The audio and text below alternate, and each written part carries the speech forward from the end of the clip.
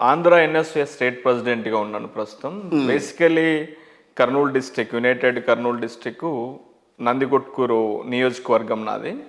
నేను ఇప్పుడు మొన్న లాస్ట్ టైం 2019లో పాణ్యం నియోజకవర్గం నుంచి కంటెస్ట్ చేశాను. అంతకంటే ముందు Kurnool district, united district NSA జిల్లా ప్రెసిడెంట్గా, state general secretary, state vice president, then national secretary. చాలా చిన్న వయసుగానే కనిపిస్తోంది. వయసు అంటే ఇది స్టూడెంట్ వింగ్ కదా సార్. అవును, స్టూడెంట్ వింగ్ తొందరగా ముందుకెళ్ళారు. మా పర్ఫార్మెన్స్ ని బేస్ చేసుకొని కాంగ్రెస్ పార్టీ మాలాంటి వాళ్ళకే కదా మంచి అవకాశం ఇస్తుంది. బడుగులము బేసికల్లీ బీసీ కమ్యూనిటీ మీద. సో మంచి స్పేస్ ఉంది, బట్ దీన్ని యూటిలైజ్ చేసుకోకుండా చాలా మంది బయటికి వెళ్తూ ఉంటారు. అది బయటికి వెళ్ళిన తర్వాత వాళ్ళ వాళ్ళ లైఫ్ వెనక్కి తిరిగి చూసుకుంటే చాలా నష్టపోయి ఉంటారు. చాలా నష్టపోయినామని చెప్పేసి ప్రజెంట్ ఉన్నటువంటి వైఎస్ఆర్ జగన్ రెడ్డి పార్టీలో ఉన్నటువంటి యూత్ కానీ, స్టూడెంట్ లీడర్స్ కానీ చాలా ఫీల్ అవుతా ఉన్నారు. యాజ్ వెల్ యాజ్ తెలుగుదేశం పార్టీలో ఉన్నటువంటి యూత్ కానీ, స్టూడెంట్ లీడర్స్ కానీ సఫర్ అవుతూ ఉన్నారు. ఇప్పుడు రియలైజ్ అయి ఉన్నారు. ఇన్ అప్కమింగ్ వాళ్ళు కూడా ఫ్యూచర్లో కాంగ్రెస్ పార్టీలో ఉన్నటువంటి ఎన్ఎస్వీని కానీ, యువజన కాంగ్రెస్ కానీ కనెక్ట్ అయ్యి బయటికి రావడం కూడా జరుగుతుంది. రైట్. మొన్న రాహుల్ గాంధీ గారితో మీట్ అయినప్పుడు మీరు కూడా వెళ్ళారు. అవును సార్, నాకు కూడా అవకాశం వచ్చింది.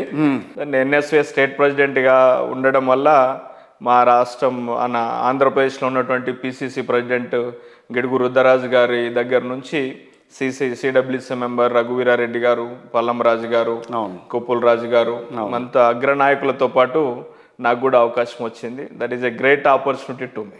ఏం చర్చించారు? పార్టీ వ్యవహారాలు సార్. జనరల్గా మామూలుగా పార్టీకి సంబంధించి లాస్ట్ 10 years నుంచి కాంగ్రెస్ పార్టీ బాగా ఇబ్బందుల్లో ఉందన్నది నేను చెప్పినా చెప్పకపోయినా అది అందరికీ తెలిసినటువంటి నగ్న సత్యమే. సో ఇప్పుడు ప్రజెంట్ ఉన్నటువంటి సిచ్యువేషన్లో మనం 10 ఏళ్ల నుంచి దాదాపు 9.5 years నుంచి వీక్గా ఉన్నాం. అవన్నీ ఇంకా నడవని పరిస్థితి. ఇంకా వాటన్నిటికీ ఫుల్ స్టాప్ చెప్పి పక్కన ఉన్నటువంటి కర్ణాటక, తెలంగాణ రెండిట్లో కూడా మంచి బౌన్స్ అయి ఉన్నాం. కాంగ్రెస్ పార్టీలో ఉన్నటువంటి అందరు లీడర్లందరూ కూడా వెరీ హ్యాపీ మూడ్లో something we have to do in Andhra, ఏదో చేయాలి అని చెప్పేసి. తెలంగాణ విషయం వేరు, ఆంధ్ర విషయం వేరు. అవును, అలాంటిది ఏం లేదు సార్. ప్రజలందరూ కనెక్టెడ్ పీపుల్. మనం ఆంధ్ర తెలంగాణ విడిపోయినాం కానీ, బట్ వాళ్ళ మూడు కానీ ఇక్కడ మూడు కానీ ఒకే రకంగానే ఉంటుంది. బట్ అలా అనుకోవడానికి అలా ఎందుకు అనుకుంటారు? మీరేగా ప్రత్యేక హోదా ఇస్తా అన్నారు, ఇవ్వలేదు ఇప్పటి వరకు. ఆ రోజు అసలు దాన్ని గెజిట్లోనే పెట్టలేకపోయారు కదా మీరు. స్పెషల్ కేటగిరీ స్టేటస్ అన్నది, ప్రత్యేక హోదా అన్నది మేము ప్రకటించాం. పార్లమెంట్ సాక్షిగా ప్రకటించడం అయిపోయింది. ప్రకటించిన వెంటనే 14 elections జరిగినప్పుడు మన్మోహన్ సింగ్ గారు ప్రధానమంత్రిగా ఉండగా ప్రకటించిన అయిపోయింది. అది ఇంప్లిమెంటేషన్లో కూడా వచ్చేది. మేము పవర్లో లేకపోవడం, మా పవర్ లాస్ అవ్వడం, దెన్ బీజేపీ రూలింగ్లోకి రావడం, వాళ్ళు ఏదేదో మాటలు చెప్పడం, దానివల్ల కన్ఫ్యూజ్లోకి వెళ్ళిపోయింది. కానీ యాక్చువల్గా ప్రత్యేక హోదాను ప్రకటించేసేసింది కాంగ్రెస్ పార్టీ. రేపు అధికారంలోకి వస్తే మళ్ళీ ఆంధ్రప్రదేశ్ లాంటి దాంట్లో ఇప్పుడు మీరు రావాలనో ఏదో రకంగా అక్కడ మళ్ళీ వేళ్ళునుకోవాలన్న ప్రయత్నం చేస్తున్నారు కదా. ఏదో రకంగా అనేది కాదు, ప్రజలను మోసం చేసి. ఏదో రకం అంటే ఇన్ ద సెన్స్ అలా అని కాదు, ఎలాగైనా సరే ఏదో ఒక నినాదాన్ని పట్టుకుని కాంగ్రెస్ పార్టీ ఈసారి ఆంధ్రప్రదేశ్ ఎన్నికల్లో గట్టిగా పోటీ చేయాలని ప్రయత్నం చేస్తుంది. కంపల్సరీగా కదా, యాజ్ ఏ కాంగ్రెస్ పార్టీగా, యాజ్ ఏ పొలిటికల్ పార్టీగా డెఫినెట్గా పవర్లోకి రావాలనుకుంటాం. 2019 ఏమైంది మరి అటువంటిప్పుడు? 2019 అన్నది మా రాజశేఖర రెడ్డి గారి, కాంగ్రెస్ పార్టీ నాయకుడు, మహానాయకుడు రాజశేఖర రెడ్డి గారి పుత్రునిగా జగన్మోహన్ రెడ్డి గారిని సీఎంగా చూడాలి అని అనుకున్నారు ఆంధ్ర ప్రజలు. సో రాజశేఖర రెడ్డి గారి రూపంలో జగన్మోహన్ రెడ్డి గారు, కాంగ్రెస్ పార్టీ ఎక్కడా కూడా ప్రజలు ఒకసారి జగన్మోహన్ రెడ్డి గారిని రాజశేఖర రెడ్డి గారి కొడుకుగా మనం అవకాశం ఇద్దాం.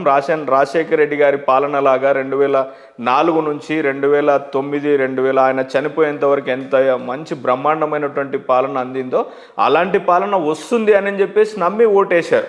ఓకే. దెన్ కాంగ్రెస్ పార్టీకి సంబంధించిన అభిమానులు కూడా అట్టాగే ఓటేశారా ఆ రోజున?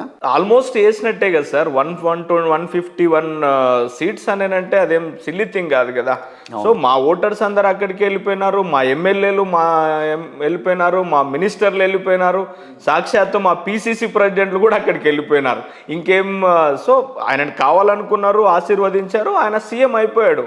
దెన్ ఈ 4.5 yearsలో ఆయన చాలా మిస్టేక్స్ చేశాడు. ఆల్మోస్ట్ ఆంధ్రాలో ఉన్నటువంటి విద్యార్థులు కానీ, యువత కానీ, రైతులు కానీ, అన్ని విభాగాలకు చెందినటువంటి వాళ్ళు చాలా విసుగు చెందేలాగా ఆయన పరిపాలన ఉంది. అంత విసుగు చెందారు అని అంటే కాంగ్రెస్ పార్టీని నమ్మాలి, లేదంటే ఆడ పక్కన టీడీపీని నమ్మాలి. మేము అలాగా జగన్మోహన్ రెడ్డి గారి పరిపాలన వల్ల ఆంధ్ర నష్టపోయిందని మాత్రమే చెప్తున్నాం. మీరు వెళ్ళి టీడీపీని నమ్మండి, మీరు వెళ్ళి కాంగ్రెస్ పార్టీని నమ్మండి అని చెప్పేసి తప్పుడు మాటలు మాట్లాడాల్సిన అవసరం మాకు లేదు. తెలుగుదేశం పార్టీకి 5 సంవత్సరాలు రాష్ట్ర విభజన తర్వాత అవకాశం ఇచ్చారు. జగన్మోహన్ రెడ్డికి 5 సంవత్సరాలు అవకాశం ఇచ్చారు. ఈ 5 సంవత్సరాల్లో వాళ్ళు చేసింది 0, వీళ్ళు చేసింది 0. 10 ఏళ్ళు నిస్తేజంగా ఉన్న కాంగ్రెస్ పార్టీ ఈ రోజు ముందుకు వద్దామన్న ప్రయత్నం చేయడం దేని చూసుకుని?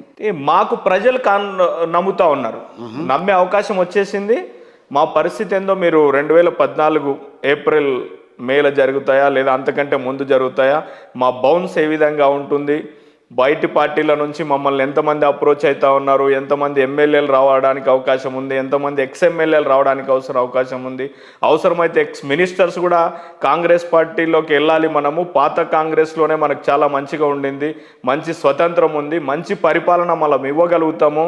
ప్రజలు ఏదైతే కోరుకుంటున్నారో ఆ పరిపాలన అక్కడ ఉన్నటువంటి ఎస్పీలను కానీ, కలెక్టర్లను కానీ, ఆర్డీఓలను కానీ, ఎంఆర్ఓలను కానీ సంప్రదించి ప్రజల దగ్గర ఏదైతే ప్రజలు కోరుకుంటున్నారో ఆ పరిపాలన ఇచ్చేటువంటి శక్తి ఒక ఎమ్మెల్యేకి కానీ ఒక మినిస్టర్కి కానీ ఉండింది, ఉంటుంది అని చెప్పి నమ్మేది 2014 నుంచి 2014 నుంచి 14 వరకు నమ్మి వాళ్ళు ప్రజలకు సేవ కూడా చేశారు. వాళ్ళు చేసినటువంటి సేవ పక్కకెళ్ళి వాళ్ళు ఏదో జగన్మోహన్ రెడ్డి గారికి ఉపయోగపడ్డము అవన్నీ జరిగినాయి. అల్టిమేట్గా ఇప్పుడు వాళ్ళు రియలైజ్ అయి ఉన్నారు. ఆంధ్రప్రదేశ్లో ఉన్నటువంటి ఇటు టీడీపీ కానీ అటు వైఎస్ఆర్సీపీ కానీ ఎమ్మెల్యేలు అందరూ కూడా వెరీ రియలైజ్డ్, వెరీ క్లియర్గా ఉన్నారు. మేమందరము మళ్ళీ మా ప్రజలకు సేవ చేయాలంటే అది కాంగ్రెస్ పార్టీతో మాత్రమే సాధ్యమవుతుంది. కర్ణాటకలో ఏవైతే గ్యారంటీస్ ఇచ్చి ఉన్నామో 5 గ్యారంటీస్ అవి ఫుల్ఫిల్ అవుతున్నాయి. తెలంగాణలో 6 గ్యారంటీలు అవి ఆల్మోస్ట్ ఫుల్ఫిల్ అవుతున్నాయి. ఆడవాళ్ళకి ఏమైతే సంక్షేమ పథకాలకు సంబంధించి 500 రూపాయలకి గ్యాస్ సిలిండర్ అని చెప్పి, ఫ్రీ బస్ పాసెస్ అని చెప్పినాము. 2500 రూపాయలు ప్రతి ఇంట్లో ఉన్నటువంటి మహిళలకు ఇవ్వడానికి సిద్ధంగా ఉంది. ఇవన్నీ జరగాలి. 2 బూతులను చూపించి మీరు అధికారంలోకి వద్దామనో లేకపోతే మళ్ళీ ఎదుగుదామనో ప్రయత్నం చేస్తున్నారు. చూపించి 2 బూతులను చూపించి 2 బూతులను చూపించడం లేదు, 2 జరిగేటువంటి నగ్న సత్యాలను మీ కళ్ళ ముందు చూసుకోవచ్చు. మీరు కర్నూలుకి అనంతపూర్కి బార్డర్గా ఉన్నటువంటి కర్ణాటకకి వెళ్ళొచ్చు.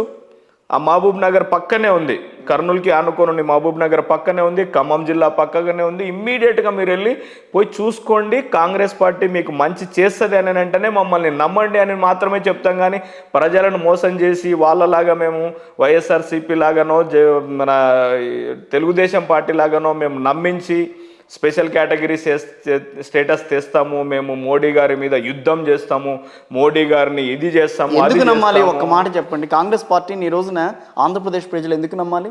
ఎందుకు నమ్మకూడదు అని నేను అడుగుతున్నాను. అవును, నమ్మకూడదు అంటే దాని 10 ఏళ్ళుగా నమ్మకూడదనే ఉన్నారు కదా. మీరు ఎందుకు నమ్మకూడదు అని నేను అంటున్నారు. ఎందుకు నమ్మాలి అని అనేది మేము చెప్తా ఉన్నాం. 10 సంవత్సరాలుగా మీరు జగన్మోహన్ రెడ్డి గారికి అవకాశం ఇచ్చి ఉన్నారు, 5 సంవత్సరాలు ఇచ్చి ఉన్నారు. చంద్రబాబు నాయుడు గారికి 5 సంవత్సరాలు ఇచ్చి ఉన్నారు. కర్నూలు నుంచి శ్రీకాకుళం దాకా ఏం అభివృద్ధి చెందారు? ఇంట్లో చదువుకున్నటువంటి విద్యార్థులు చదువు అయిపోయిన తర్వాత అన్ఎంప్లాయ్మెంట్ ఏ స్టేజ్ లో పెరిగిపోయింది. మీరు చేసిన జాబ్ కావాలని నేను కూడా జాబ్ కావాలని మీరు ఇవన్నీ చెప్తున్నారు. మీరు చేసిన పాపం వల్లే కదా అందరూ మొన్నటి వరకు హైదరాబాద్ ఏదైతే 2014 ముందు వరకు మన పిల్లలు ఎవరైనా చదువుకోవాలంటే హైదరాబాద్ వస్తే ఉద్యోగం దొరుకుతుందని అనుకునేవారు.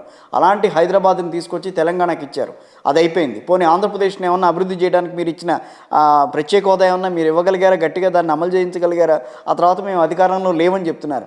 ఈరోజు కాంగ్రెస్ పార్టీని ఏ నమ్మకంతో ఈరోజు ప్రజలు నమ్మాలి? మీరు అడిగే క్వశ్చన్ నాకు క్లియర్గా అర్థమైంది కదా. 10 సంవత్సరాలుగా కాంగ్రెస్ పార్టీని దూరం పెట్టడం జరిగింది ఆంధ్రప్రదేశ్లో ప్రజలు. మాకు వచ్చినటువంటి ఓట్ బ్యాంకు 2% కూడా మాకు రాలేదు. అంటే ఈసారి 10 ఏళ్ళు అయిపోయింది కదా, ఇంకా ప్రత్యేక హోదా అడగర్లే అన్న కాన్ఫిడెన్సా కాంగ్రెస్ పార్టీకి? ప్రత్యేక హోదా కంపల్సరీగా ప్రజలు అడుగుతున్నారు. మీరు ఇస్తారా? చాలా మంది ప్రైట్ చేస్తా ఉన్నారు. మీరు ఇవ్వగలరా? 100-200% ఇవ్వడానికి సిద్ధంగా ఉన్నాం. మీరు అధికారంలో మా నాయకుడు రాహుల్ గాంధీ గారు కర్నూలులో భారత్ జోడో యాత్రలో దాదాపుగా 4 రోజులు, అనంతపూర్లో 1 రోజు, కర్నూలులో 3 రోజులు తిరిగాడు. అక్కడ ఇచ్చినటువంటి ఏకైక ప్రామిస్ ఏదైతే ఉందో, మనం ప్రత్యేక హోదా ఏదైతే అనౌన్స్ చేసి ఉన్నామో, మనం ఏదైతే పార్లమెంట్లో బిల్ ఆల్రెడీ పెట్టేసి ఇంప్లిమెంటేషన్ చేసే టైంలో మనం రిలీవ్ అయి బయటకు వచ్చినామో మనం ఇవ్వబోతున్నాం. ఈ రాష్ట్రంలో ఉన్నటువంటి విద్యార్థులకు కానీ, యువకులకు కానీ, అన్ని రకాల ప్రజలకు కానీ, ఇండస్ట్రీస్ రావాలన్నా కానీ, ఫ్యాక్టరీస్ రావాలన్నా కానీ, వాటి వల్ల 5,000, 10,000, 15,000 జాబులతో ఇప్పుడు మోసం చేస్తున్నటువంటి వాళ్ళతో కాకుండా మనం 20,000 నుంచి 20,000, 30,000, 50,000 రూపాయలతో జాబులు రావాలంటే, ఈ ఫ్యాక్టరీస్ ఇచ్చేటువంటి కెపాసిటీ రావాలంటే, ఫ్యాక్టరీస్ నమ్మి బయటి వాళ్ళు రావాలన్నా, ఇండస్ట్రీస్ రావాలన్నా, ఏదో ఒక అభివృద్ధి జరగాలంటే అది స్పెషల్ కేటగిరీ స్టేటస్ అనేది చెప్పి అందరికీ తెలుసు. ఆ స్పెషల్ కేటగిరీని స్టేటస్ని ఇచ్చేటువంటి శక్తి కానీ, ధైర్యం కానీ ప్రజలు నమ్మడానికి సిద్ధంగా ఉన్నటువంటి కాంగ్రెస్ పార్టీ నమ్ముతారు. కాంగ్రెస్ పార్టీనే ఇవ్వబోతుంది.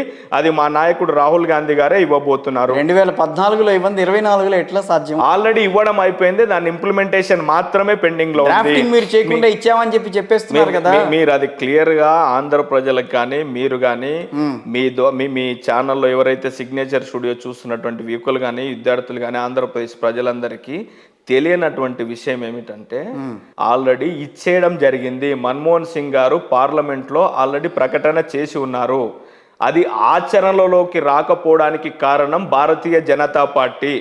అది మీరు క్లియర్గా గుర్తుపెట్టుకోవాలి. ఇంప్లిమెంటేషన్ చేయని వాళ్ళు ఎవరు? పవర్లోకి వచ్చిన తర్వాత ఇంప్లిమెంటేషన్ జరగలేదు అంటా ఉన్నాను నేను.